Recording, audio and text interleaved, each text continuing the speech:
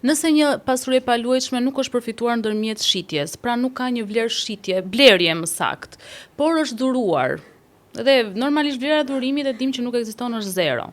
Si bëhet kalkulimi i vlerës, i diferencës për pasuritë që janë përfituar ndërmjet dhurimit? Atëherë, të gjitha pasuritë që janë përfituar nëpërmjet dhurimit, koncepti i dhurimit është që një individ i dhuron një dhuratë një individi tjetër. Në rastin konkret flasim për pasuritë paluajtshme.